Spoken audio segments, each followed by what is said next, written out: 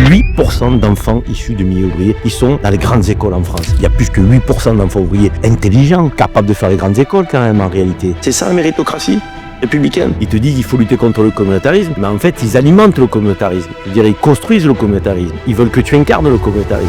Aujourd'hui, on reçoit Karim Zeribi. Sportif, député, chroniqueur, polémiste, qui est-il vraiment ?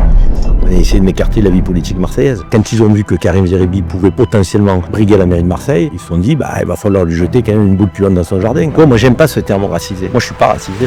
On va décrypter ensemble ses 1000 vies, les coulisses de sa vie politique, ses gloires, ses déceptions, pourquoi il a quitté CNews, et on va décrypter ensemble le paysage politique d'aujourd'hui et les présidentielles 2027. Si on a un rêve américain avec un modèle communautariste, nous on aimerait avoir un rêve français, républicain, possible. Il est où ce rêve français ? Dans 25 ans, l'Europe ce sera 420 millions d'habitants. On va perdre 30 millions d'habitants. L'Afrique aujourd'hui c'est 1,5 milliard d'habitants. Dans 25 ans c'est 2,5 milliards d'habitants. L'Afrique va gagner 1 milliard d'habitants. Considérez d'égal à égal le continent africain.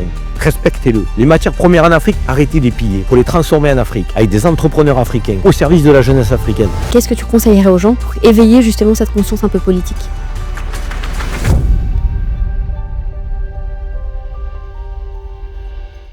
Bonjour Karim. Bonjour. Je suis honorée de te recevoir aujourd'hui. On va avoir l'occasion de parler de ton parcours, de ce qui t'a amené à faire de la politique, parce que je crois que tu as une carrière de sportif avant, de ton arrivée dans les médias, de ton départ aussi volontaire des médias et globalement de tes combats aujourd'hui. Dis-nous Karim, qu'est-ce qui justement a déclenché ton envie de faire de la politique ? D'où tu viens et qu'est-ce qui a été le déclencheur de cette carrière ? Waouh, c'est une question qui est quand même très vaste parce que on ne parvient pas à la politique comme ça par hasard. C'est un cheminement qui est souvent long, parfois inconscient. Moi, je suis issu d'une famille qui est déjà très militante, donc, avec un grand-père qui était engagé dans le monde syndical, qui était, je dirais, très cultivé, que je qualifie d'intellectuel. Il disait à l'époque le canard enchaîné et le monde pour...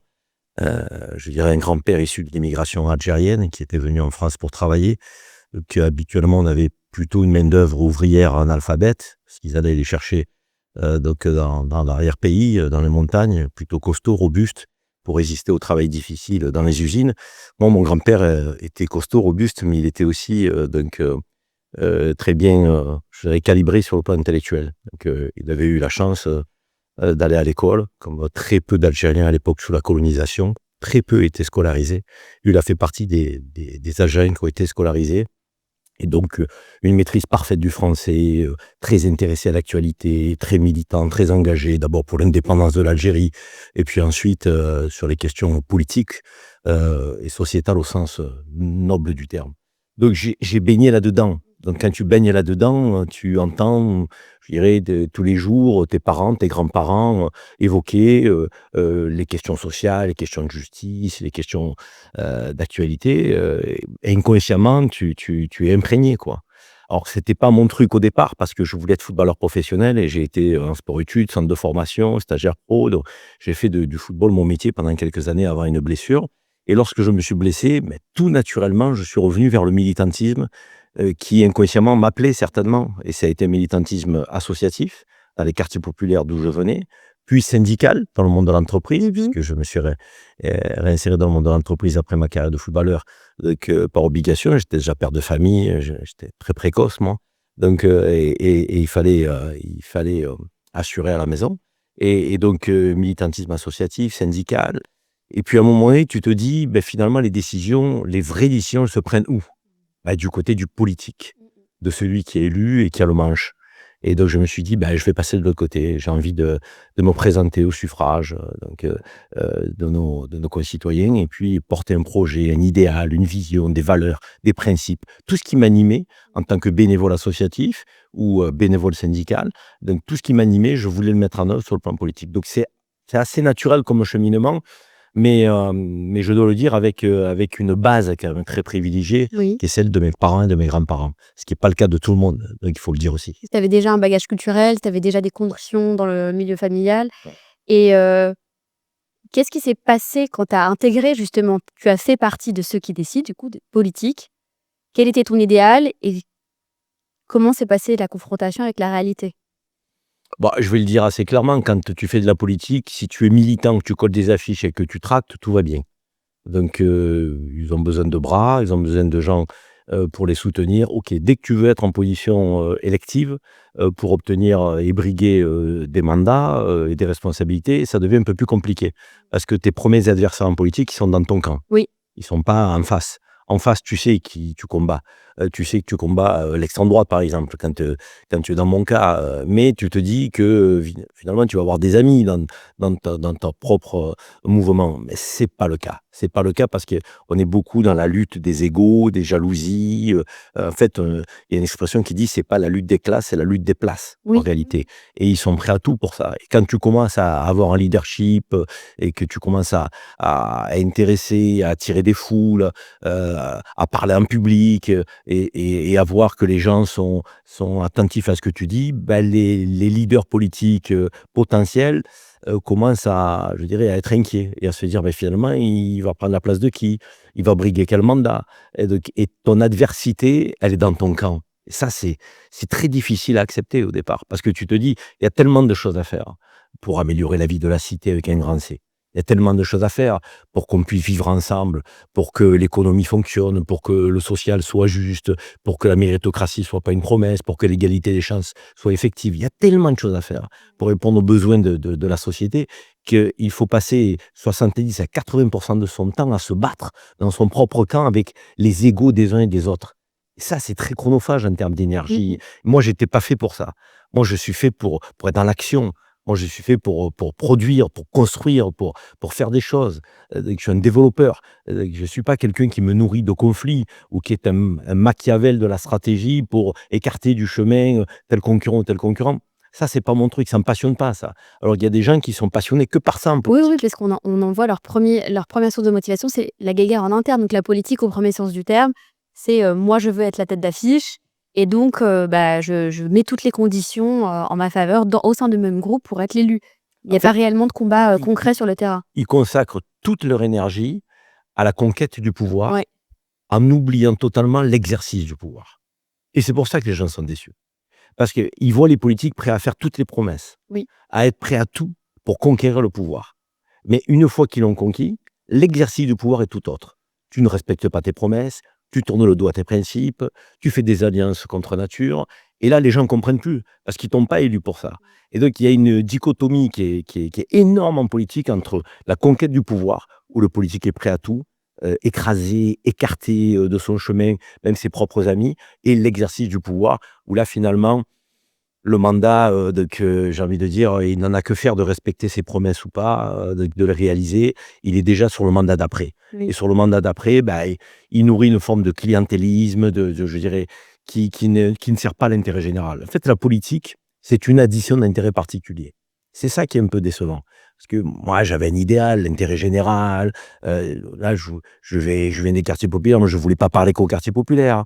Je voulais parler aussi aux gens qui sont dans des quartiers plus privilégiés. Je voulais parler aux gens qui sont dans une situation sociale difficile. Mais je veux parler aussi aux entrepreneurs qui ont besoin d'être aidés par le politique, d'être facilités, de libérer les énergies, parce qu'ils sont créateurs de richesses. J'avais des idées qui n'étaient pas partisanes au sens parti qui enferme un peu les choses. Et là, encore une fois, tu déranges. Tu déranges plus que tu n'apportes une valeur ajoutée, en tout cas dans leur esprit. Et oui, parlons-en justement du clientélisme. Est-ce que tu ne servais pas ton parti parce que, enfin, tu leur servais à un moment parce que tu étais leur crédibilité quand tu parlais, tu savais parler au quartier, donc tu étais leur image de la personne qui sait s'adresser au quartier, qui est leur gage de légitimité de parti pro-quartier qui va aider les milieux défavorisés. Et quand tu as parlé un peu plus à la population un peu plus générale et quand tu as voulu sortir de là, est-ce que justement ça t'a pas freiné toi? Parce que du coup, tu es devenu un concurrent au sens de... Tu es sorti de l'image de celui qui ne parle qu'au quartier pour parler à un public beaucoup plus général et ça leur a déplu. Oui, quand tu veux être un leader, j'allais dire de droit commun, Oui. donc ça les dérange, bien sûr. Bien sûr, quand tu veux être un leader à part entière, ça les dérange. Ça les dérange parce que tu vas pas briguer un arrondissement. Tu vois, je prends l'exemple de Marseille. Donc, si tu dis, voilà, je veux être le maire de Marseille, tu vas parler à l'ensemble des Marseillais. eux, ils ont envie d'enfermer Karim ou Fatima dans les quartiers Exactement nord de ça. Marseille. On voit donc. Donc, en gros, les Arabes parlent aux Arabes Ouais, c'est là où pour aller vite. Donc, mais si tu as envie de parler à l'ensemble de la population en tant que Marseillais, en tant que Français, ça les dérange. Oui, Donc, ça veut dire qu'ils vont à l'encontre en réalité de ce qu'ils prétendent de porter. Ils te disent qu'il faut lutter contre le communautarisme, mais en fait, ils alimentent le communautarisme. Je veux dire, ils construisent le communautarisme. Ils veulent que tu incarnes le communautarisme. Ils veulent pas que tu en sortes. Ils veulent pas te sortir de ton identité, de ta situation sociale. Alors que on aspire en réalité à être considéré beaucoup plus largement. Parce que notre identité, elle est multiple. Moi, je suis marseillais, provençal, français, d'origine algérienne, de confession musulmane. Voilà, je suis tout ça. Mais j'ai pas envie qu'on m'enferme dans une identité. Et j'estime qu'avec l'identité multiple qui est la mienne, je dois parler à l'ensemble de la communauté nationale française. complètement. Et ça, effectivement, c'est mal appréhendé en France. Parce que on est dans une forme d'hypocrisie où on te dit la République, c'est un système universaliste et autres. En réalité, non, c'est eux qui juxtaposent les communautés et qui t'enferment dans une case identitaire. Donc, et ça les arrange bien, en fait. Parce que ça t'évite d'aller sur je dirais, des parts de marché électorales qui sont plus larges. Oui, c'est là où je voulais en venir et tout le monde pense que plus on est intégré dans la société, plus on s'élève dans la société, dans la hiérarchie sociale, plus les différences culturelles s'effacent et on est accepté. Or, c'est faux. En fait, plus on s'élève socialement, plus on nous ramène toujours à notre condition de personnes qui a des origines multiples, de personnes qui viennent initialement des quartiers aussi. Et de toute façon aussi, reparler du clientélisme, tous les partis aujourd'hui ont leur gage, et c'est horrible à dire, mais ont la personne racisée qui va savoir s'adresser au quartier pour... Moi, j'aime pas ce terme racisé. Ouais. Je me sens pas à l'aise avec. Moi, je suis pas racisé, moi. Mais quand on dit parce que en plus, c'est pas la première fois que je le dis dans les podcasts, et c'est vrai que ça choque toujours à l'oreille. Mais comment on exprime quelqu'un? Par exemple, là, on dit clairement, aujourd'hui en politique, les partis politiques utilisent des gens qui ne sont pas qui ont des prénoms qui ne sont pas d'origine française, qui ne sont pas 100% d'origine française, du coup, qui peuvent appeler certaines communautés. Certaines communautés vont plus facilement s'identifier à des gens qui ne sont pas 100% français et blonds aux yeux bleus. Comment on les qualifie, ces gens-là? Puisqu'ils sont français. Et oui, moi, je suis 100% française, évidemment. Moi, je veux pas complexifier les choses. Tu es française, je suis français. Oui. David est français. Jean-François est français. Patricia est française. Pourquoi on se qualifierait de manière différente? Pourquoi nous serions des races? Parce que le regard des gens... Je suis désolé, moi, je ne veux pas me considérer dans le regard des gens. Moi, je me considère comme je me considère. C'est pas les gens qui doivent me dire comment je dois me considérer. Moi, je suis pas un Français racisé. Moi, je suis un Français tout court, que ça leur plaise ou que ça leur plaise pas. Avec un accent qui est en plus un accent de terroir. Moi, j'ai un accent du sud de la France. Je suis un provençal. Je veux dire, moi, j'arrive à la 3e génération. Mes enfants, c'est la 4e. Je veux dire, on va quoi les appeler les Français racisés? Mamdani, c'est quoi? C'est un New-Yorkais racisé ou c'est un New-Yorkais tout court? Pour qui tous les New-Yorkais ont voté, majoritairement. Donc, en fait, on est dans une hypocrisie qui, je dirais, qui fait mal à la France, qui abîme la France. Parce qu'on dit que c'est une république universaliste. Et à contrario d'un modèle anglo-saxon qui serait un modèle, je dirais, de communauté juxtaposée. Et finalement, le modèle de communauté juxtaposée, il permet l'ascension des gens issus de différentes communautés. Les Afro-Américains aux États-Unis, ils ont eu Obama. Et dans le monde de la culture, de l'économie, des médias, ils ont des Afro-Américains. Donc, à Londres, on a un maire aujourd'hui qui est d'origine pakistanaise, je crois, qui est de confession musulmane. À Londres, grande capitale européenne, donc grosse place financière à l'échelle mondiale. Et nous, en France, on prétend porter un modèle universaliste, donc très gentil, de vivre ensemble, liberté, égalité, fraternité. Et tu as vu un candidat à la présidentielle qui nous ressemble? Pas du tout. Tu as vu un maire de grande ville qui nous ressemble? Pas du tout. Tu vois dans les médias des gens, des visages qui nous ressemblent? Pas du tout. Tu vois des success stories de gens dans le monde économique? Pas du tout. Donc finalement, notre modèle universaliste, il n'est pas sincère. Il n'est pas sincère. Je veux dire, il nous enferme. C'est du bien de l'entendre. Oui. Et le modèle anglo-saxon, dont on nous dit le plus grand mal, en nous disant, mais non, c'est le communautarisme et autres, mais lui, il permet l'ascension de gens méritants, qui ont de l'énergie, qui ont du charisme, qui travaillent. Et nous, on devrait, avec la méritocratie républicaine, avoir des gens qui, grâce à leur énergie, leur charisme, leurs principes, puissent émerger dans la société. Ils émergent pas. On cristallise toutes les valeurs de la France, de la méritocratie, de l'intégration. On est plus...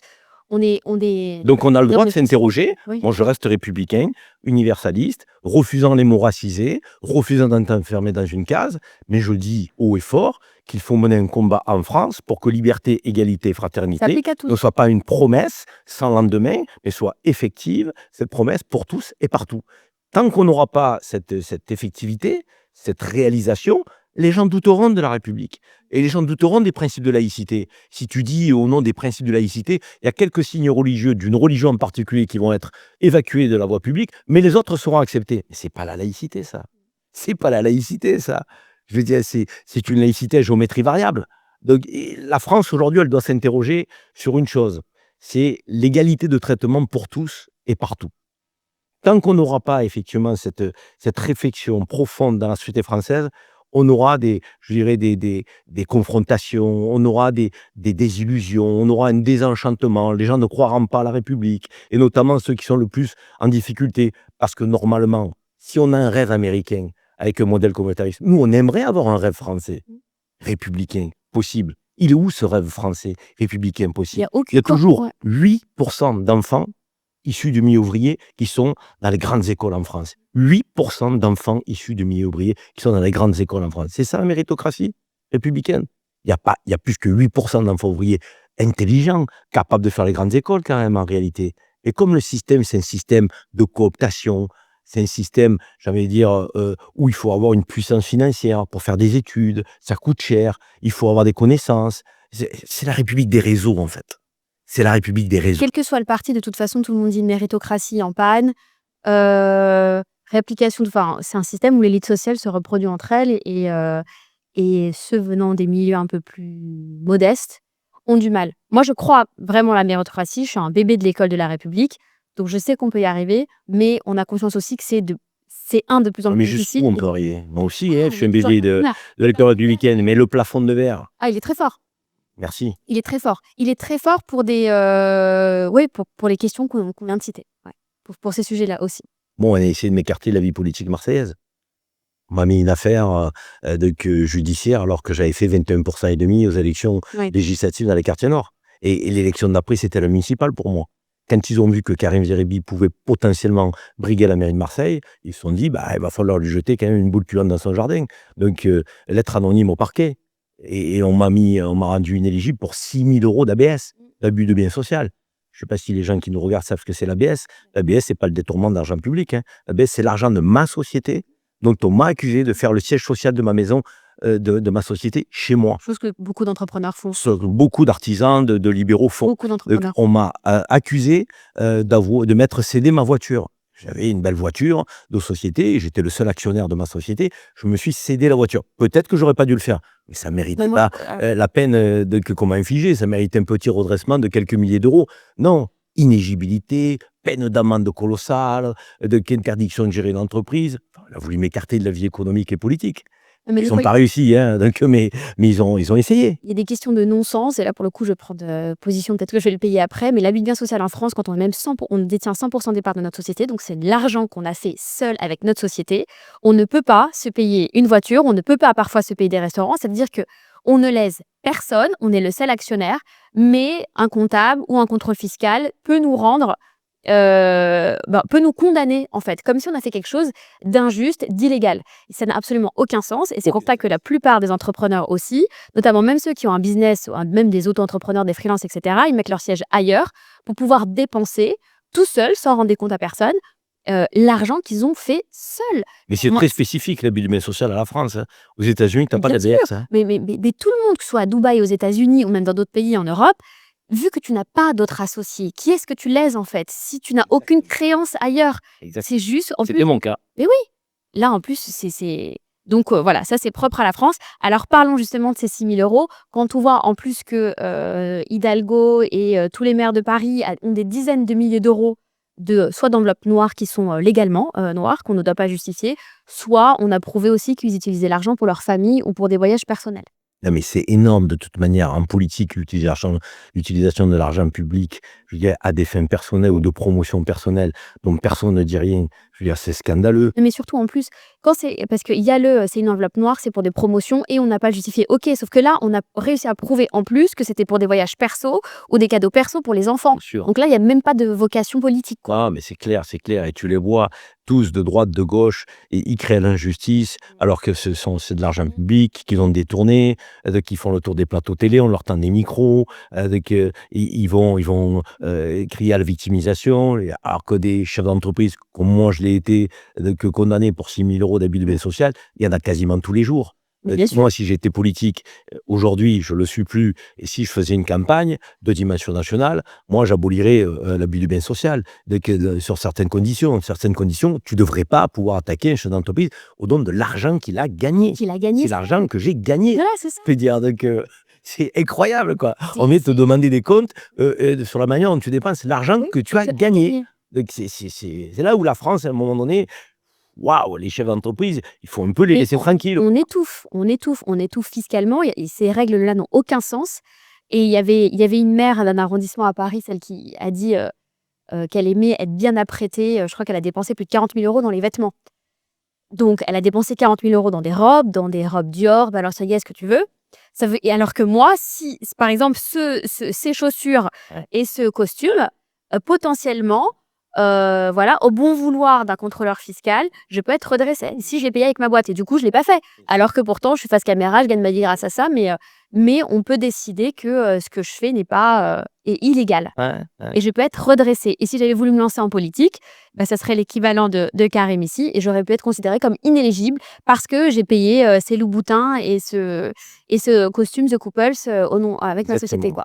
Alors après, face à toute épreuve, tu le sais très bien, donc on a une forme d'adversité, de déception par rapport à la peine qui nous frappe, mais on a d'autres portes qui s'ouvrent, inattendues. Donc derrière, moi, j'ai créé mon cabinet de conseil, de relations publiques, ça marche très bien, je suis très content. Donc j'ai eu des médias qui m'ont fait des propositions pour pouvoir décrypter l'actualité, donner mon avis, livrer mes convictions. Donc finalement, en voulant me museler, donc par cette décision de justice, on va dire marseillaise, donc ils m'ont donné une audience nationale, donc je ne vais pas les remercier quand même, mais presque. Individuellement, peut-être que justement, ça t'a ouvert des portes, mais qu'est-ce que ça envoie comme message? Qu'est-ce que ça envoie comme message encore? Ça veut dire que quand on arrive à avoir un audimat légitime, à porter une voix qui est un peu différente de celle du pouvoir en place, et on trouve toujours des moyens pour nous. Ouais. C'est ça aussi. Ouais, tu déranges. C'est décourageant. Tu déranges. Moi, beaucoup me disent, quand ils me croisent à la rue, par rapport à mes prises de position dans les médias, faites attention à vous, vous les dérangez. Donc, c'est fou quand même qu'on en soit là, dans un pays, le pays de la liberté, une grande démocratie quand même, la France. Qu'on puisse s'interroger sur les coups bas dont tu peux faire état parce que tu dis des choses qui dérangent la sphère politico-médiatique, cette forme d'intelligentsia bien installée, qui ronronne, qui a les mêmes éléments de langage, qui est frappé par le sceau de la pensée unique. Quand tu arrives et que tu as une voix qui est un peu différente, tout de suite, les gens la sentent en danger, quoi. C'est dingue, quand même. Et en plus, les politiques, souvent aussi, parlons de l'uniformité de leur mode de pensée, parce qu'il y en a beaucoup qui viennent. Il y en a qui viennent de milieux modestes, il y en a beaucoup aussi qui viennent d'un même milieu social, qui n'ont pas forcément en plus même travaillé avant. Il y en a qui ne connaissent pas la vraie vie, en fait. Et en fait, ils vont reproduire les mêmes idées, ils vont se mettre d'accord pour s'accorder sur les mêmes textes de loi, pour avoir le même message. Donc finalement, rien ne change. Mais ce que tu dis est très très vrai sous le sceau d'un sujet, encore une fois, qui n'est pas abordé, qui est celui de la reproduction sociale. La France, c'est un système de reproduction sociale. Les élites se reproduisent. D'ailleurs, tu le vois dans les médias. Je veux dire, la famille Duhamel, donc c'est de père en fils, quoi. Je veux dire, en passant par les oncles et les tantes et tutti quanti, quoi. Donc BFM, France Inter et autres. J'ai rien contre les Duhamel, à part sur la sortie de Nathalie Saint-Cric, que j'ai trouvé lamentable sur la relation qu'elle fait entre musulmans et antisémitisme. Je trouvais ça honteux de sa part et indigne donc du statut qui est le sien. Mais j'ai rien contre les Duhamel en général, mais ils incarnent cette forme de dynastie qui est dans la reproduction sociale sur le plan médiatique. On pourrait avoir des dynasties économiques. On a des dynasties politiques. Des gens donc de père en fils qui sont en politique. Barrot, son papa était ministre. Donc, en plus, quelqu'un de très respectable. Donc, Jean-Noël Barrot, voilà, il est issu de la politique. Et beaucoup, leur papa était sénateur, député, ministre. Donc, il y a une forme de reproduction sociale. Et cette reproduction sociale, quelque part, je dirais, c'est l'anti-modèle donc de la méritocratie républicaine. Parce qu'on se pose la question, on a le droit de se la poser. Est-ce que ces gens-là sont là parce qu'ils sont compétents, méritants? Est-ce que parce qu'ils ont le charisme nécessaire? Ou est-ce qu'ils sont là par leur nom, par leur héritage, donc leur atavisme? On a le droit de se poser la question. Est-ce que c'est toujours les mêmes? Donc, or, la question, quand on la pose, on commence à déranger. Et même quand on voit les désignations de ministres, etc., il y a beaucoup de copinage aussi. Puis c'est comme une famille consanguine. Au bout d'un moment, les gènes ne sont plus forcément sains. Donc, ils ne représentent plus du tout la population. Donc, ils sont complètement déconnectés. Et c'est que on signe par intérêt, quoi. Tu crois que le fils Sarkozy aurait été invité sur LCI en tant que chroniqueur s'il ne s'appelait pas Sarkozy? Mais d'où il sort? D'où il sort? Le type, il a fait ses études aux États-Unis. On ne sait même pas quel est son cursus en réalité. On nous raconte qu'il est historien. Il a dû y faire un bac plus 2, bac plus 3. Donc, le gars, il est sur LCI. Il nous raconte, n'importe quoi toute la journée. Il est candidat à la mairie de Menton. Menton, investi par les LR. Donc, là aussi, aucun militantisme. Il vient de rien. Son père va venir lui apporter un soutien. Si ça, c'est la République, pas la mienne en tout cas. Il s'est qualifié comme essayiste, mais en revanche, et évidemment, il n'a pas du tout... Et on lui reproche... non, c'est pas Duhamel qui lui a dit en plus, mais qu'est-ce que tu fous là, en gros, sur le plateau. Mais il a la qualité d'admettre qu'il est là parce que son père est Sarkozy et qu'il a une chance inouïe d'avoir été son fils et que les lumières sont portées sur lui parce que son fils, au moins, il l'admet. Heureusement qu'il l'admet. S'il ne l'admettrait pas, il pourrait être boulot monstrueux. Au moins, il l'admet. Et puis, de toute façon, il n'avait pas le choix parce qu'il y a une stratégie de communication absolument elle est grandiose, la stratégie de communication autour de lui, de sa famille. Tout est fait pour lui offrir une place en politique. Tout est déjà là. Il a tous les médias et puis il fait déjà la couve des magazines, etc. Mais au moins, il ne s'en cache pas. Donc... C'est pas parce qu'il s'en cache pas que c'est louable. Oui, mais c'est déjà ça. Déjà, en France, ceux qui ne s'en cachent pas, il y en a déjà peu. Au moins, lui, il a... Au contraire, il devrait ne pas s'en cacher, mais il devrait se faire plus discret aussi que de raconter les bêtises qu'il raconte. Je te rappelle que c'est lui qui voulait brûler l'ambassade d'Algérie. Donc, pour dire qu'il veut brûler l'ambassade d'Algérie, je me demande quelle formation politique il a. Enfin, je veux dire, pour dire une ânerie pareille qui est énorme. Je veux dire, et c'est pas la seule. Il en a dit tellement. Donc, En fait, je pense qu'aussi dans son... Bon, après, dernier mot sur lui, mais je pense que dans sa stratégie aussi, c'est d'avoir des punchlines coup de poing comme la dépénalisation du cannabis, de la cocaïne, etc. Je pense qu'il a envie d'être dans les... De faire le buzz. Voilà. Reparlons alors de ton arrivée en politique. Parce on fait ça par ordre chronologique. Ton arrivée en politique, tes déceptions, du coup. Déception, non, à part la réalité. Avoir été écarté, le choc avec la réalité, mais après, c'est pas une déception, Moi, je suis un bagarreur, donc moi, je suis un mec combatif. Donc, une fois que je suis dans une serre, j'y suis, c'est pour faire quelque chose. Donc voilà, je m'y suis fait, je me suis adapté, j'ai été investi, j'ai été député européen, j'ai été candidat aux législatives, j'ai été conseiller municipal à Marseille, candidat à la mairie de secteur. Non, après, voilà, si cette affaire judiciaire ne m'avait pas frappé, je pense que je serais candidat à la mairie de Marseille au moment où on se parle. Et c'est peut-être mieux qu'elle m'ait frappé, parce que je me dis que finalement, la politique, il y a autre chose, il n'y a pas que ça dans la vie, quoi. Donc, je me suis épanoui autrement qu'après. Et donc, pour toi, juste pour conclure, la politique, elle est gangrénée? La politique est gangrénée, la politique française? Ouais, le système politique est composé de femmes et d'hommes de grande qualité, il y a des gens sincères, à l'évidence. Mais le système, si tu veux, ne permet pas l'émergence toujours de gens de qualité. Donc, c'est plus le système que les femmes et les hommes politiques en tant que tels, parce que tu as 36 000 communes en France, tu as des maires remarquables, fabuleux d'engagement, que le don de leur personne pour une indemnité qui est minable à la fin du mois, tu vois bien qu'ils veulent servir l'intérêt général. Tu en as beaucoup, des élus locaux notamment. Après, au plan national, on rentre dans une démarche plus de stratégie, d'alliance pour la conquête du pouvoir. Là, tu vois le piètre spectacle à l'Assemblée nationale. Donc, tu te dis finalement, est-ce que c'est la France qui les intéresse ou c'est là? propres petits intérêts personnels en pensant à 2027. Donc, on est sur une approche qui est court-termiste, en fait. Je veux dire, c'est l'élection qui arrive qui les intéresse. Et à ce moment-là, tu peux pas construire grand-chose. Moi, je rêve d'un politique qui vient et qui dit, moi, je fais un mandat. Voilà, en 5-6 ans, je vais donner tout ce que je peux donner. Je vais être sincère, je vais essayer de réformer le pays, d'apporter et autres. Je ne me représenterai pas, j'irai faire autre chose.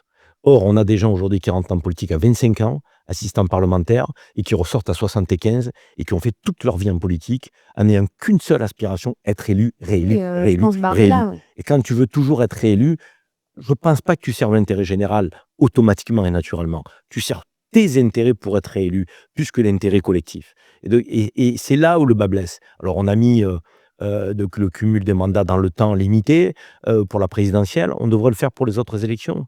Je pense que pour les autres élections, on devrait dire on ne va pas aller au-delà de 2 mandats.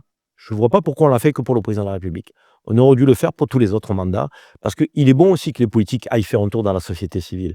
Qu'est-ce que c'est un chef d'entreprise? Mais Aller complètement. gagner sa vie, être un salarié, être un Moi, c'est dirigeant, pour ça que être un cadre.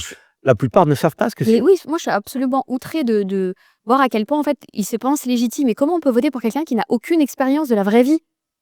Ils sont, par définition, complètement déconnectés. Et c'est pareil quand on met des énarques à la tête de grosses sociétés françaises côté. Enfin, c'est des échecs. En fait, ils ne sont pas confrontés à la réalité. Ce sont des bons... ce sont des littéraires ou des politiciens, mais ils n'ont aucune connaissance de la vraie vie. On manque de praticiens, en fait. Je veux dire, ce qui est important dans une vie, c'est de pouvoir passer d'une activité à une autre, d'un secteur à un autre, donc, et d'apprendre. Parce qu'on est étudiant toute sa vie, on apprend toute sa vie. Mais c'est dans l'apprentissage et la pratique qu'en réalité, tu t'enrichis et tu te nourris. Moi, c'est parce que j'ai été chef d'entreprise que je sais ce que c'est gérer une entreprise. Complètement. J'ai Et les contraintes de l'entrepreneur. Et l'étouffement Oui, la social de gestion des ressources l'entrepreneur. humaines, en fait, toutes ces choses-là qui sont les problèmes du quotidien d'un entrepreneur. Donc, et des vrais sujets. Qui est en capacité aussi de chouchouter la population qui apporte le plus au pays. C'est quand même ceux qui créent de la valeur, c'est ceux qui créent de l'emploi, c'est ceux qui créent de la richesse. Donc, comprendre leurs problématiques au quotidien. Mais parlons justement de 2027. Tu l'as mentionné. Qu'est-ce que tu en penses déjà des politiques qui se disent déjà futurs candidats? Ah, écoute, je suis très inquiet par le casting, moi. Hein. Le casting ne me réjouit pas du tout. Très inquiet par le casting et donc très inquiet par l'avenir de la France, parce que je pense que l'offre politique, elle est assez médiocre.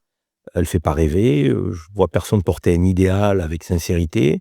Je vois beaucoup de populisme, beaucoup d'hypocrisie dans ce qui est porté par les politiques. Ça manque de sincérité, ça manque de fond, ça manque de propositions concrètes, et de vision. Non, je trouve que la classe politique, ces dernières décennies, elle a perdu par une forme de désintellectualisation. Avant, on avait des politiques qui étaient des intellectuels. C'est des gens que tu te dis, ils sont au-dessus de la mêlée, quoi. Tu les écoutais. Et ils étaient capables, par leur culture générale, par leur savoir, de pouvoir partager une vision. Aujourd'hui, il n'y a pas de vision. Aujourd'hui, elle est très court-termiste. Aujourd'hui, c'est des petites mesurettes. Quand tu vois en permanence, matin, midi et soir, les sujets qui sont utilisés par les politiques pour essayer d'être élus, c'est l'immigration, l'islam, les musulmans, les banlieues, les sécurités, avec des mesures qui sont pas dignes d'un pays comme la France, quoi. Alors qu'on a énormément de choses à faire dans ce pays. Énormément de choses à faire sur le plan économique, social, des services publics, l'égalité des territoires, les questions de logement. L'immobilier va très très mal en France aujourd'hui. Moi et mon cabinet, j'accompagne des acteurs du monde de l'immobilier. Ça va très très mal. Donc à la fois la construction immobilière et la promotion immobilière va très très mal. Que font les politiques? Mais pourquoi ils ne légifèrent pas là-dessus? Pourquoi ils ne se penchent pas sur la question? Et tu prends les PME françaises aujourd'hui qui sont victimes d'une forme de concurrence déloyale. On les assomme de normes environnementales, sociales. Comment Et tu veux pas- produire français aujourd'hui et être compétitif sur le On ne peut marché? pas acheter Tu français, peux on peut pas pas. produire français. Tu peux pas. Et ça, c'est un vrai sujet.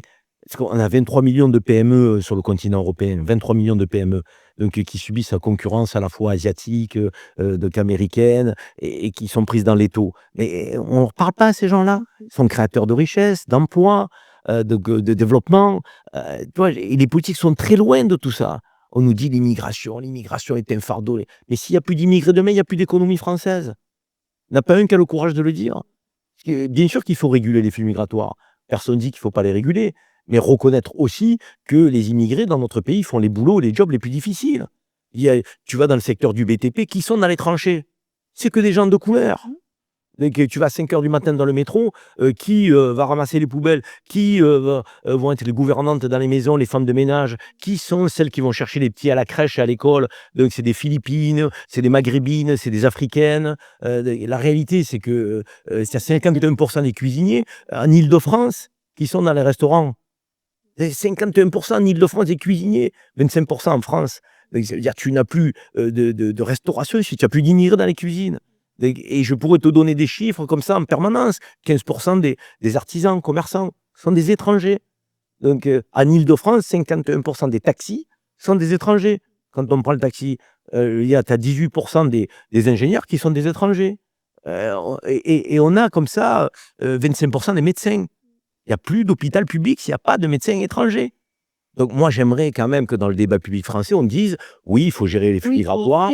La France ne peut pas accueillir toute la misère du monde, comme disait Michel Rocard, même si elle doit y contribuer à éviter la misère dans le monde. Mais nous devons aussi reconnaître l'apport de l'immigration dans notre pays, parce que sans l'immigration, notre économie ne fonctionnerait pas.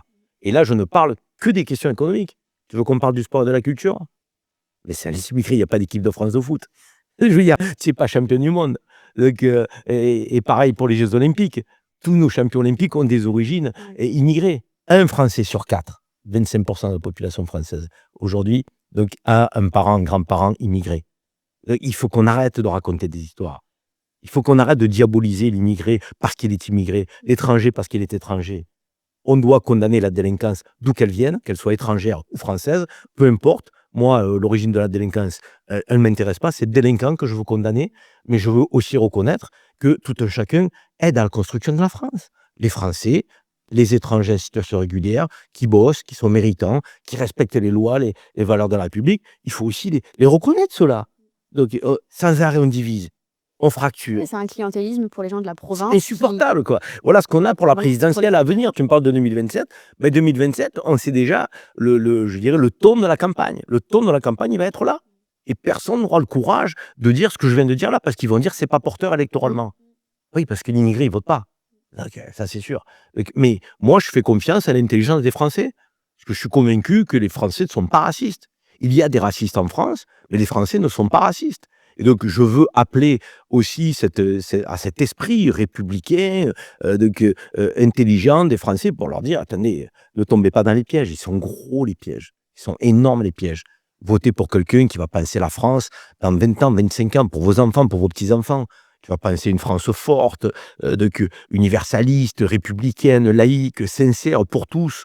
Donc, là, j'ai le sentiment qu'on est en train de dériver petit à petit, là, on touche le fond, on va mal, la France va mal, on a une dette abyssale, on a les services publics qui se dégradent, on a des jeunes qui font des études qui partent à l'étranger parce qu'ils pensent que l'herbe sera plus verte ailleurs. Donc, on a 5 millions de gens qui demandent un logement et qui n'ont pas d'offre de logement, 350 000. Les millionnaires s'en vont aussi, l'équipement fiscal. Alors, c'est un beau pays, hein. On est dans un beau pays, grand pays. Et la France a toujours regardé, je trouve que les Français ont toujours eu un tout condescendant envers les autres cultures. Mais aujourd'hui, les gens qui restent sont les gens c'est parce qu'il y a encore des seniors ici, c'est parce qu'ils ont leurs aïeux qui sont ici. Mais sinon, beaucoup s'en vont. Dès qu'ils ont la possibilité de partir, ils s'en vont parce que on critique on parle de la sécurité sociale, mais le système médical ailleurs est pas si cher que ça et est bien meilleur. Tu te sens en sécurité chez toi. Enfin, le b.a.-ba, on l'a plus et pourtant, on contribue tous de plus en plus au pot et ce qu'on est censé trouver en Europe occidentale, on l'a plus, quoi. Ouais, parce qu'on manque d'exigences. Donc, globalement, dans la société française, on manque d'exigences. Et donc, si tu devais prendre position pour quelqu'un en 2027, aujourd'hui? Aujourd'hui, honnêtement, je suis sec. Quand tu poses cette question, je sais pas te dire. Tu sais, ça fait malheureusement quelques années qu'on va voter pour le moins mauvais. Hein. On vote pas pour le meilleur. Hein. Parce qu'ils ne font pas rêver. Donc, quand on se déplace, on dit on va faire barrage, quoi. Oui, on va voter pour les idées négatives. On va pas voter pour des idées positives. Donc je veux dire, tu peux pas mobiliser durablement un peuple sur cet état d'esprit-là. Tu peux pas simplement te déplacer pour faire barrage. À un moment donné, tu as envie de te déplacer pour dire voilà, ce candidat va apporter un souffle, va porter une vision, va porter des perspectives. J'y crois, ça va être mieux, le pays va se relever, Édouard on Philippe, va faire état d'un curé. Non, enfin, il est très jeune, mais non, Édouard Philippe est décevant. Édouard Philippe, je pense que c'est pas un mauvais garçon au fond de lui, mais il est dans une forme de course à l'échalote derrière le RN. Quand on lui dit est-ce que la colonisation est un crime, et le mec il te répond non. Quand on lui dit est-ce qu'une femme voilée dans la voie publique, qu'est-ce que ça va passer, il dit ben ça me dérange. Excuse-moi, c'est pas des réponses d'Édouard Philippe ça. S'il était sincère, Édouard Philippe, s'il courrait pas dans un électorat qui pense, je dirais, sensible aux réponses qu'il a données là, il dirait bien sûr que c'est un crime la colonisation. Je dirais, mettre en place un système d'oppression d'un peuple sur un autre peuple, c'est inacceptable quand on est français républicain, le pays des droits de l'homme et du citoyen, le pays des Lumières. Vous voulez que moi je vous dise que la colonisation c'est quelque chose de bien? Et bien évidemment que c'est un crime la colonisation. Et c'est pour ça qu'on en est sorti. Et c'est pour ça qu'on la condamne aujourd'hui, où qu'elle se trouve dans le monde. Il n'a pas dit ça. parce qu'il va aller chercher un électorat un peu plus de droite qui aujourd'hui se retrouve chez Bardella, chez Knafo. Parce qu'il croit qu'il va chercher un électorat, il va chercher rien du tout, parce qu'il va perdre un électorat. Donc au lieu d'aller en chercher un. Et c'est là où ces calculs, c'est des petits calculs de boutiques politiques qui sont désagréables. Moi, je veux voter pour quelqu'un qui est authentique. Moi, je veux voter pour quelqu'un qui est sincère. Et aujourd'hui, on n'a pas de Il n'y en a pas. Même s'il assume ses désaccords. Voilà. Une femme qui porte le foulard sur la voie publique, elle dérange qui? Quelqu'un qui porte une kippa, il dérange qui? On ne veut pas de kippa, on ne veut pas de foulard dans les écoles. On n'en veut pas dans les services publics. C'est très clair. Notre laïcité, elle est ferme, elle est claire, et elle est égalitaire pour tout le monde. Pourquoi tu vas aller m'attaquer la femme voilée qui est, je dirais, qui est dans une situation de vulnérabilité? Je ne comprends pas. Moi, je veux défendre les femmes iraniennes pour lesquelles on veut obliger à porter le voile. Je veux les défendre. Mais je veux défendre les femmes françaises qu'on veut obliger d'enlever le voile alors que c'est leur choix individuel, personnel. C'est leur liberté. Moi, je veux défendre la liberté de la femme, où qu'elle se trouve, en toutes circonstances. Je suis cohérent. Il faut que ce soit son choix. Si c'est son choix, il faut la respecter. Ça, c'est une position française, républicaine. La leur, c'est pas une position française.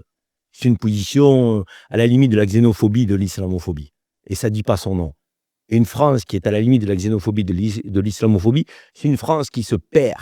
C'est une France qui va dans le mur. C'est une France qui ne fait pas avec tous ses enfants. Or, aujourd'hui, on doit avoir une fermeté sur les principes laïques et les valeurs de la République. Une fermeté. Mais une fermeté, ça ne veut pas dire de l'autoritarisme. Ça ne veut pas dire attaquer le plus faible. Ça ne veut pas dire stigmatiser, essentialiser une population. C'est pas républicain, ça. Et moi, je ne vois pas de politique porter mon idéal. Je n'en vois pas. Et cette essentialisation de cette population, c'est pour ça que tu as quitté CNews? Ouais, notamment, notamment, parce que j'ai été sur CNews durant cette année, donc j'ai dit ce que j'avais envie, ça c'est important de le dire. On m'a jamais censuré, on m'a jamais dit non, tu devrais pas dire ça. Je m'entendais très bien avec le directeur général, qui me respectait, que je respectais. On était dans une relation de respect, quoi, je veux dire. Donc, et à un moment donné, je me suis dit, bon, on va arriver à la présidentielle, on est à 1 an et demi de 2027, je sens que ça va monter en puissance, qui vont être dans une forme de, je dirais, de redondance, d'obsession des mêmes sujets. Je vais le dire combien de fois dans la semaine, ça va commencer à me lasser, à m'user. J'ai l'impression de parler à un mur. Ils sont 3, 4, 5, parce que le journaliste est aussi militant à CNews aujourd'hui. Avant, c'était un journaliste qui distribuait la parole. Maintenant, le journaliste donne son avis, fait des éditos, essaie d'influencer le téléspectateur. Pour moi, c'est plus du journalisme. Donc, c'est plus du journalisme. Donc, on est sur une chaîne militante qui doit assumer d'être une chaîne d'opinion d'extrême droite. Elle doit l'assumer. Et à partir du moment où elle l'assume, moi, j'ai été un contradicteur pendant quelques années et j'ai plus envie de l'être. J'ai plus envie de l'être. Parce que je considérais que les conditions du débat n'étaient plus équitables. C'était plus équitable. Et à un moment donné, quand c'est plus équitable, tu n'es plus à l'aise. Quand tu n'es plus à l'aise, il faut, encore une fois, moi je suis quelqu'un d'entier, donc il faut assumer. Je suis plus à l'aise, je m'en vais, moi. Mais je laisse ma place. Ça a été salué ton départ. Hein? Ça a été très bien vu, très bien perçu ton départ finalement, parce qu'on a dit qu'on soit d'accord ou non, c'est quelque chose d'authentique. Tu es parti en bons termes, tu as expliqué clairement pourquoi tu pars. Bien sûr. Et de toute façon, personne n'a pu te contredire, dans le sens où maintenant la ligne éditoriale, elle est assumée. En plus, il y a eu un complément d'enquête qui est sorti où des personnes disent clairement que tous les sujets étaient tournés dans un sens, que tout était à charge vers une population, etc. Et tu vois, j'ai été contacté par des journalistes. Tu as cité une émission là. J'ai été contacté par des journalistes qui ont investigué sur CNews. Donc, des journalistes qui m'ont appelé, qui ont essayé de rentrer en contact avec moi, qui voulaient me voir pour me poser des questions sur mes 7 années passées et tout. J'ai refusé. J'ai refusé parce que j'estime qu'à un moment donné, j'ai passé 7 ans dans ce C'est la groupe. reconnaissance du ventre. Donc, C'est même pas la reconnaissance du ventre parce que je leur dois rien. Je veux dire, je leur ai apporté autant que ce qu'ils m'ont donné. C'était du gagnant-gagnant. cracher dans la soupe. Voilà. Là où tu as été 7 ans, c'est Voilà. dommage. C'est plus Ouais. l'expression cracher dans la soupe. Moi, je ne suis pas comme ça. Et donc, j'ai refusé toutes les interviews. J'ai refusé de parler à tous les journalistes qui investiguaient. Je me suis dit, j'ai passé 7 ans, j'ai dit ce que j'avais à dire. On m'a toujours laissé dire ce que je voulais. J'étais en totale opposition avec la ligne éditoriale. Donc, je suis parti proprement. Donc, terminé. Voilà. Donc, mais je ne veux pas aujourd'hui faire état d'une mentalité qui consisterait à dire ouais, c'est news, il se passe ci, il se passe ça. Non, ça a été une expérience dans ma vie qui m'a été utile. Donc, je pense, j'ai partagé mes Tant convictions. que tu étais aligné, même en tant que détracteur, tant que tu voulais cette posture, ça te plaisait. Et une fois que ça ne te plaît plus, tu pars. Exactement. Mais tu ne veux pas alimenter l'enquête contre eux, Exactement. parce que je trouve hyper louable. Exactement. C'est une mentalité, c'est une éducation. Hein. Oui. Donc aujourd'hui, tu as créé un club pour la diaspora algérienne, c'est ça? En fait, je suis le fondateur du Conseil mondial de la diaspora algérienne. Ok. Mais je n'ai aucune responsabilité dans l'exécutif de cette association. Loi 1901, il y a une équipe avec une présidente, un bureau, qui font un travail remarquable. Je les accompagne lorsqu'ils ont besoin de moi dans les manifestations pour intervenir, prendre la parole. Donc, je suis là, puisque j'ai pensé qu'effectivement, la création de ce Conseil mondial était utile à la diaspora algérienne.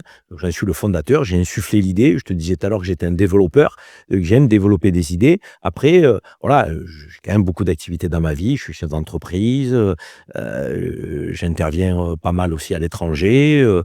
Et donc, du coup, il fallait qu'une équipe s'empare du projet, quoi. Ils s'en sont emparés, remarquablement bien. Donc, je suis là en tant que de besoin pour intervenir si ils ont besoin de moi. Et est-ce que tu penses que globalement, c'est vrai qu'en France, il n'y a pas d'organe de centralisation d'aide un petit peu des gens de cette communauté, justement? Est-ce que tu penses qu'en France, il n'y a pas assez de communautarisme, je veux dire, positif? Alors, c'est pas du communautarisme. Moi, je fais la différence entre communautarisme et solidarité communautaire. Voilà, Pour moi, solidarité communautaire, voilà, c'est le bon terme. c'est deux choses totalement différentes. Parce que le communautarisme, c'est le repli sur soi pour vivre un peu en communauté c'est une séparée. connotation négative, je suis d'accord Moi, avec je ne toi. veux pas qu'on vive de manière repliée sur nous-mêmes en communauté séparée. D'abord, on n'est pas comme ça. C'est pas notre mentalité, c'est pas notre culture. Nous, on est plutôt des universalistes. Et donc très en phase avec les valeurs de la République, en réalité. Et c'est pas assez dit, ça. Et de l'autre côté, je pense qu'il y a une solidarité communautaire à mettre en œuvre, mais comme d'autres communautés. Hein. C'est vraiment, Je veux dire, c'est le très bon terme. Et justement, je trouve que ça manque en France. Il n'y a pas de solidarité communautaire, justement. Ah non, il y en a. C'est dommage, elle n'est pas organisée, Mais alors pourquoi que il y en c'est a quelque pas chose de très positif. Pourquoi il n'y en a pas? Comme on essentialise ces populations réfutent et craignent d'être taxées de communautaristes. Intellectuellement, on n'a pas fait la distinction entre communautarisme et solidarité communautaire. Les Juifs l'ont fait. Les Juifs ont une solidarité communautaire remarquable. Les Juifs, Donc, les Libanais, les Arméniens, et que toutes les origines avec une diaspora forte ont intrinsèquement mis en place ce D'accord. système de solidarité. Et nous, on ne l'a pas fait parce qu'on a peur d'être pointé du doigt, d'être accusé de communautarisme. Or, tu peux totalement être français, fier de l'être, sans aucun problème, et être en solidarité communautaire avec ta diaspora. Et ta diaspora d'origine, mais ta diaspora continentale. Et là, puisque tu me tends la perche, nous allons créer une coordination des diasporas africaines à la rentrée de janvier. Donc, coordination des diasporas africaines qui va regrouper donc, tous les Français d'origine africaine, maghrébine et d'Afrique subsaharienne. Parce qu'on a le sentiment qu'il est important que nous puissions, faire fonctionner, encore une fois, un réseau de solidarité communautaire entre nous, parce que ce sont ceux-là qui sont victimes de discrimination au faciès, au patronyme, à l'adresse. Donc, ce sont ceux-là qui sont frappés par le plafond de verre qu'on évoquait tout à l'heure. Et si ces diasporas africaines se solidarisent un peu plus, s'entraident, peut-être qu'elle trouvera encore mieux sa place dans la société française. Et en plus, on va créer un pont avec notre continent d'origine, qu'est l'Afrique. Parce que là aussi, il y a beaucoup à dire sur la relation entre la France et le continent africain. Donc, il y a une vision que les diasporas peuvent porter, qui est totalement à l'encontre et à l'opposé de ce que la France a fait en Afrique, même après les processus de décolonisation.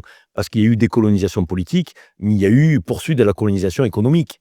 Donc, on ne va pas se raconter d'histoire, et même culturelle. Or, nous, diaspora africaine, Français d'origine africaine, on a envie de dire à la France, notre pays, considérez d'égal à égal le continent africain. Respectez-le.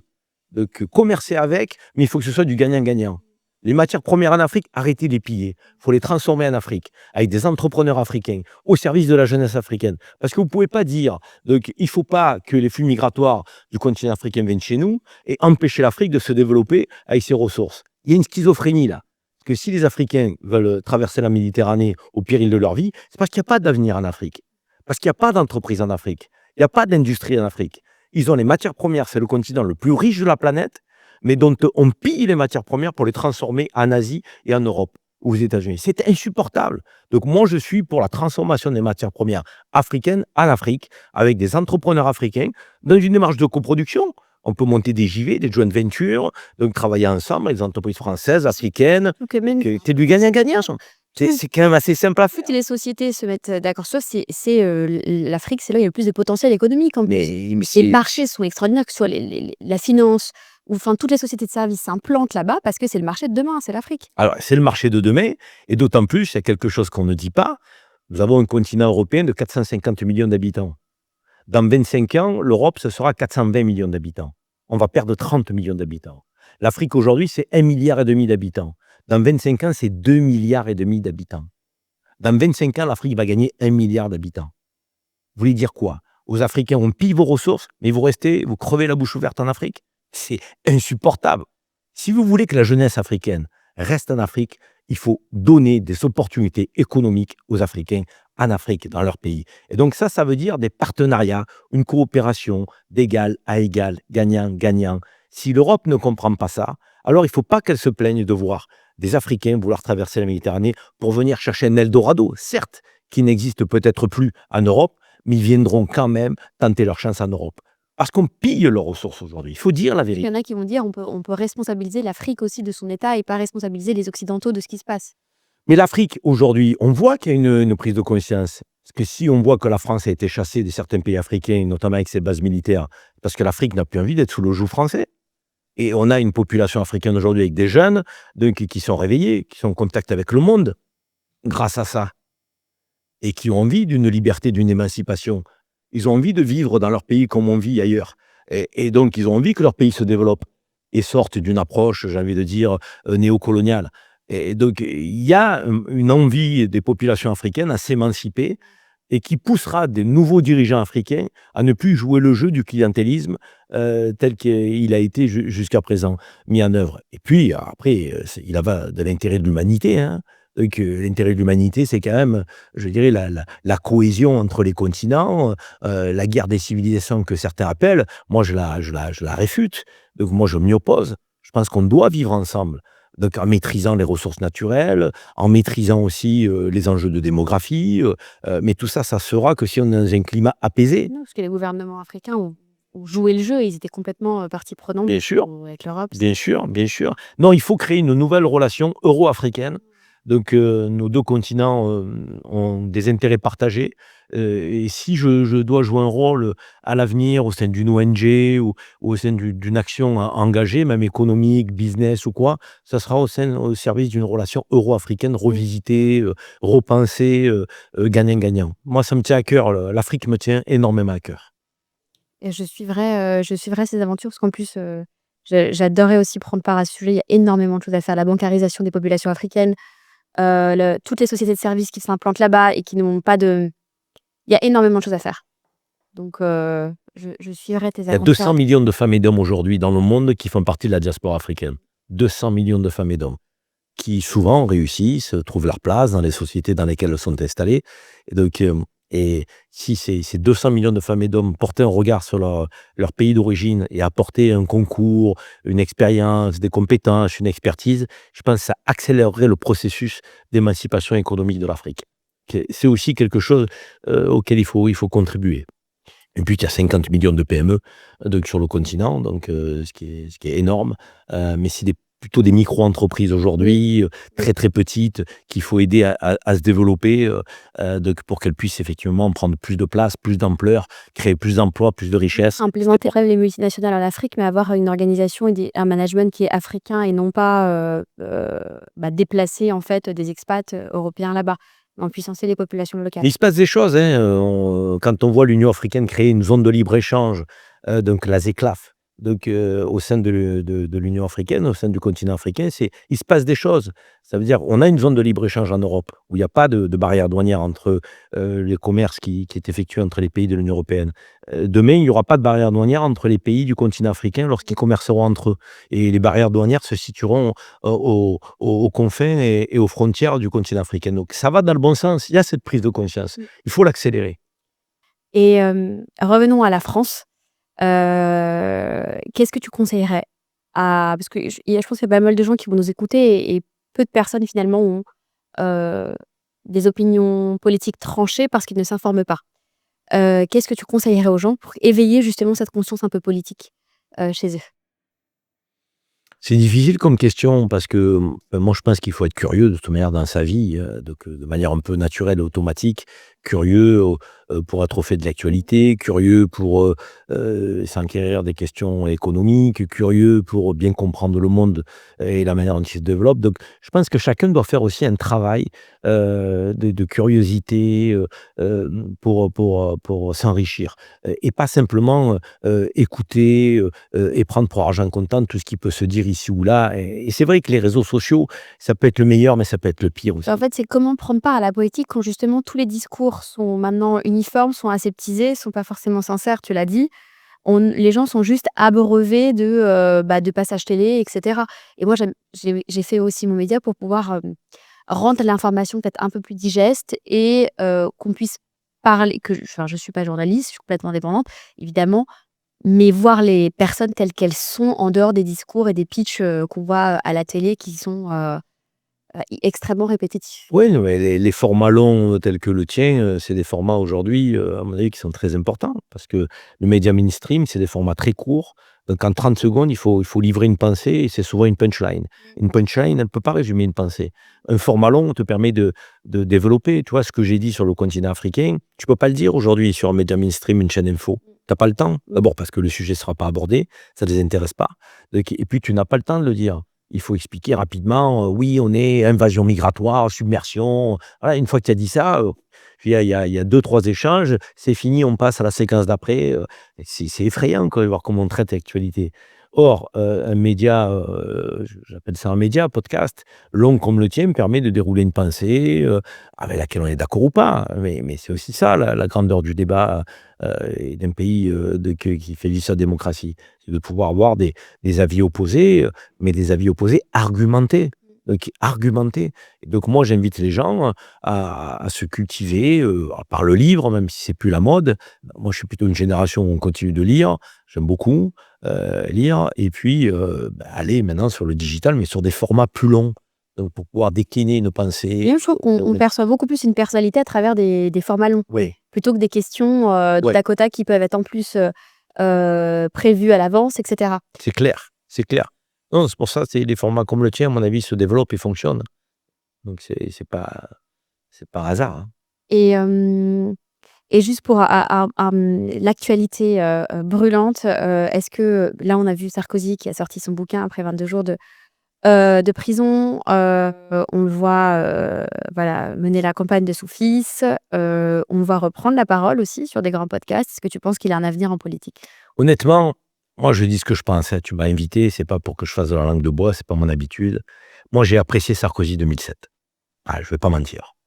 Sarkozy 2007, qui avait de l'énergie, Sarkozy qui se définissait comme un Français de sang mêlé, parce qu'il a des origines hongroises, donc ce Sarkozy-là qui prenait la méritocratie, il avait une énergie que j'aimais bien.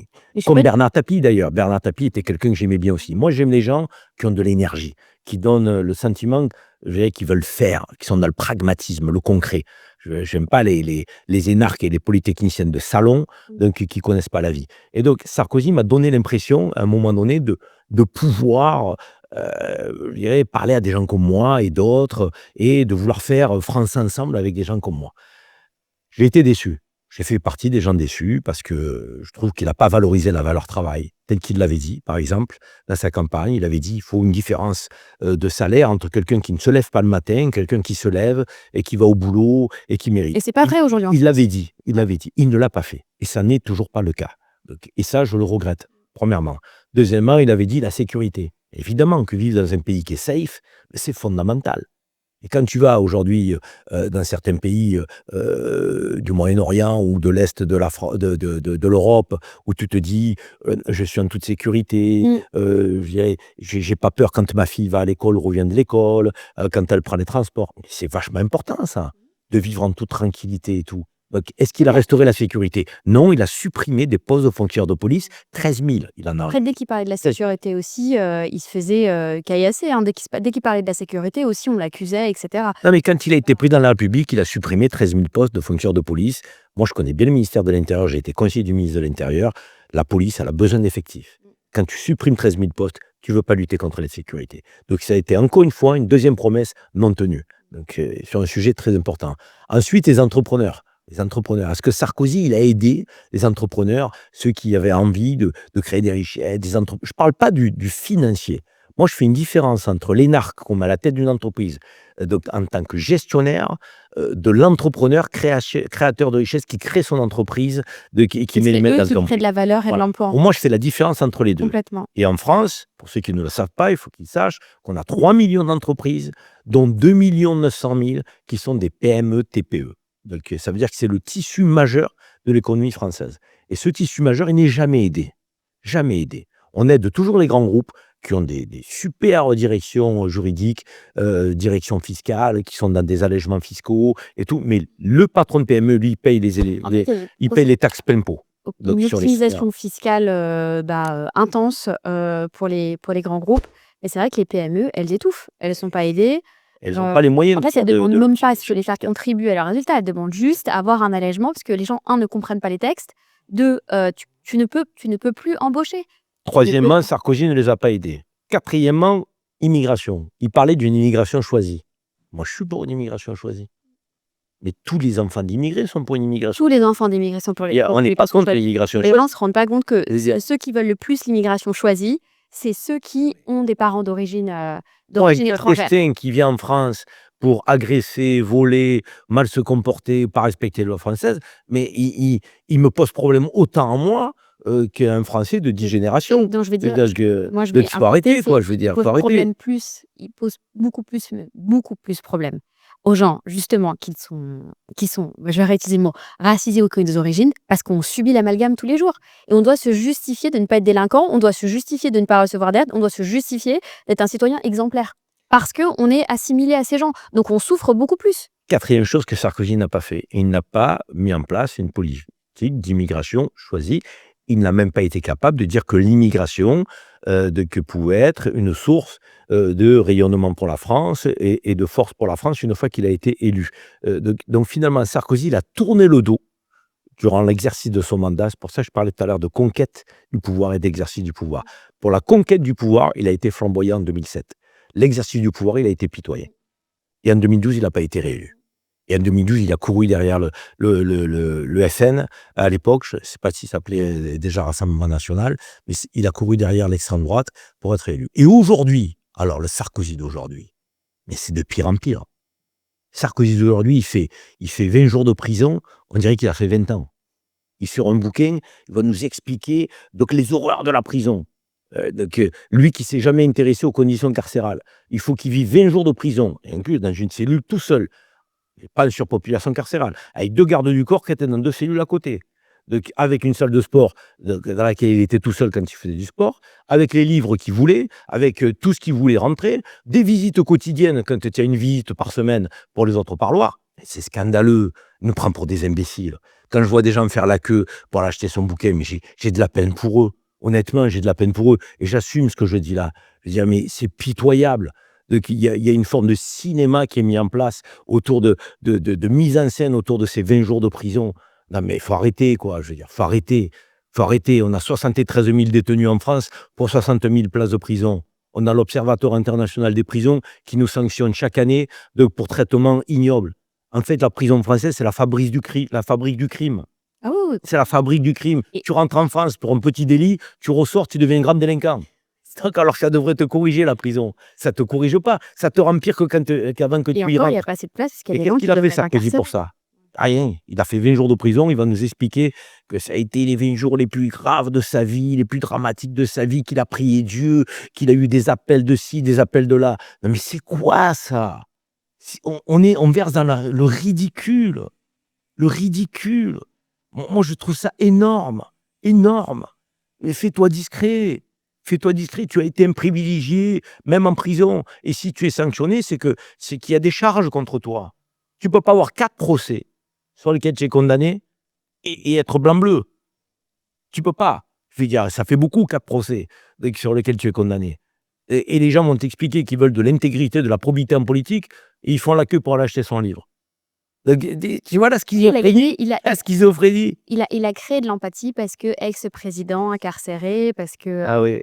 Mais bon, après, moi aussi, j'ai aimé le Sarkozy de 2007. Moi aussi. Et je trouve que ça manque aujourd'hui. Je Et préfère... aujourd'hui, j'en termine par là, pardonne-moi, parce que je veux pas oublier de le dire, donc, il prône Bardella, président de la République.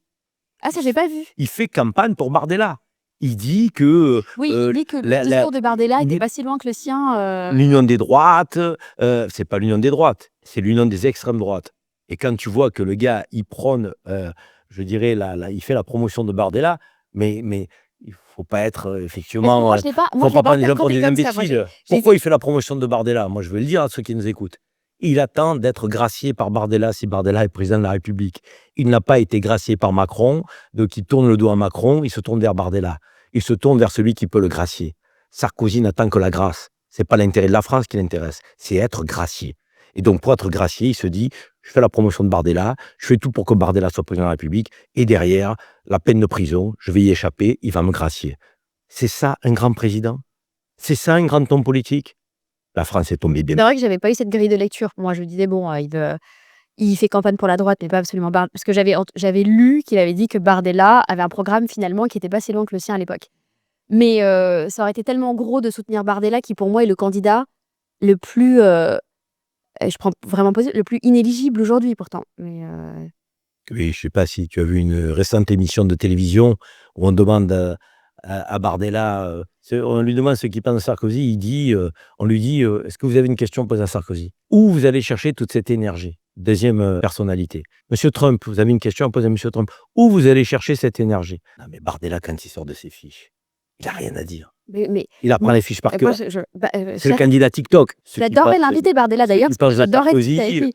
Je trouve que c'est une belle performance de penser à son âge. En plus, il est plus jeune que moi. Je trouve que l'âge a quand même son importance quand même dans ces postes-là. Si tu lui tires les pommes comme ça, il va venir, il n'y a pas de problème. Il viendra. Il viendra. Franchement, j'espère recevoir tous les partis ici. J'ai encore 2 ans pour le faire, ça va. 1 an et demi, ça passe vite. C'est en avril 2027. Eh bien, merci beaucoup. Karim, c'est un plaisir, vraiment. Merci pour ton honnêteté, merci pour ton authenticité. C'est très rare, donc je le souligne. Et je fais partie de ceux qui votent pour des candidats authentiques, des candidats même clivants, parce qu'on peut, si on n'est pas clivant, on ne peut pas être authentique, avec des vrais parcours de vie et des vraies valeurs humaines. Je trouve que le bon père de famille, en tant que dirigeant de la France, ça manque aujourd'hui. Du coup, j'espère que tu auras tous les candidats à la présidentielle. Merci.